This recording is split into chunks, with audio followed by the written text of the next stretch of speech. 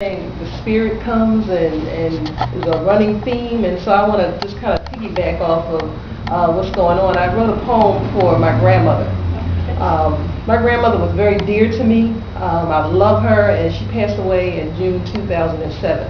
And so I miss her dearly, and so I just want to share a few of my poems with you, maybe two or three of them, and I'm hoping that one day my poetry will be published. I kind of have like an unorthodox style. I do situational writing. Whatever moves me, whatever comes, if I see something on the streets or whatever, or if I'm going through something, I start to write. And I've been writing for maybe around 15 years. And my first poem, I just kind of jotted something down in school. And so what happened was I heard about this spoken word poetry, and it was a situation where you didn't have to have a lot of everything rhyming and things like that, but whatever you feel. And so as I read my poetry to you, I'm just hoping that you'll enjoy it. And I thank you for this opportunity to have me to listen to. Okay. My first one is called Mama, for my grandmother. I got so much going on here. Wait a minute. It's all good. Take your time. Thank you. Mama, it seems like yesterday that you and I talked, but I know in my mind there are many things I did and want to say to you from the start. You are a lovely woman from the beginning of time, where you held and rubbed my hands because you said they felt like cotton. You bathed me, cleaned me from the ills of yesterday, and told me everything would be okay. And guess what? It is on this very day. Bringing bags home to feed your family and clothes too, because you knew the value of cleaning from me to you. Unconditional love is what you gave to everyone you knew, and even though I wanted vengeance for those who hurt you, but you knew and let me know they would get theirs. Many years of loving you are embedded in my soul, as memories of you continues to unfold, and you have touched my whole being and are helping me to stay in control until we meet again. Wow.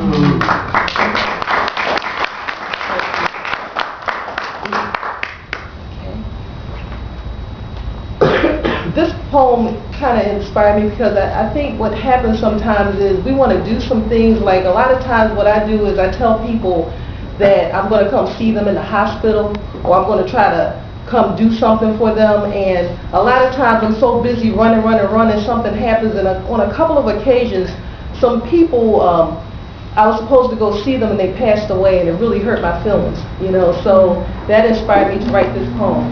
It's called What Would You Do? What would you do if someone passed away and you had no words to say to bring warmth and comfort when they were down and blue? What would you do if the calls that you made to them were far between and few? What would you do if you didn't give a kiss to let someone know just how much they were missed? What would you do if the sun was shining bright and you didn't have time later to say the words goodnight? What would you do if you had the world at your feet but didn't take the time to let someone know that there is nothing that would compete with your love for them? What would you do if you had a chance to do it all again? To give a smile, caress a face, or let someone know that you think they're just great? If you had the chance, what would you do?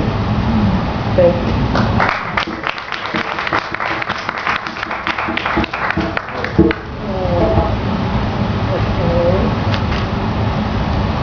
Now, a few women go through hot flash experiences.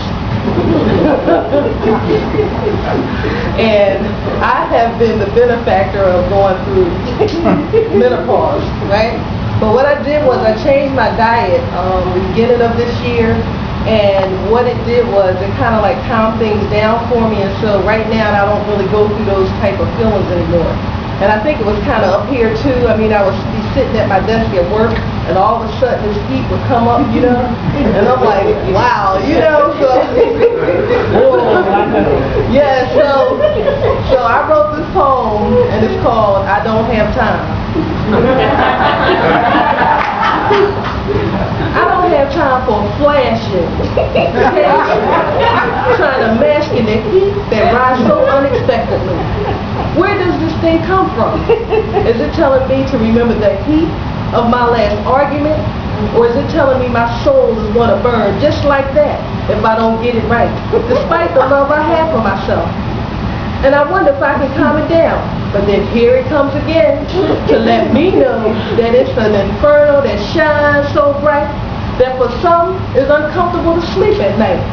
And sometimes even a cold bottle of water can't get it right. Dew on the brow running down my back. Why is this happening? I didn't slack to tell the facts that consume my mind. I don't have time for washed out hair that shows the despair of beads of mist running down my face, and it has nothing to do with race. So I try to keep up with this pace as I dare to stare into the universe wondering, when is it going to stop? I don't have time to gas the flash that makes us, I don't have the time to gas the flash that makes us go up in smoke till we feel we are about to choke. So don't mind me, I'm just Flash.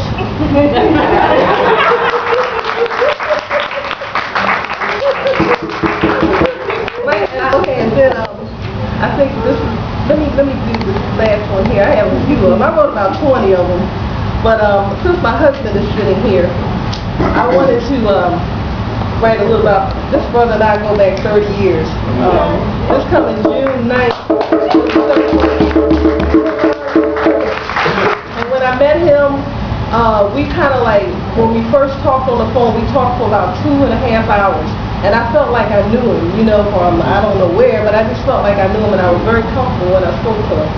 So I didn't entitle this, but I wrote it for him. And it says, meeting you has been a predestined experience. Long talks, feelings of knowing you forever. I feel when you're up, I feel when you're down. I know you as Nefertiti, you King Tut. Statuesque as the tallest building in the world. Your love reaches the heavens. A love that is so intense, even the paparazzi would respect what we have. Heart beating to the sound and echoes of fine music playing melodies of life.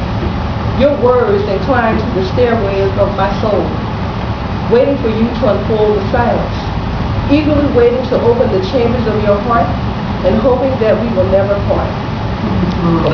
Woo, yeah.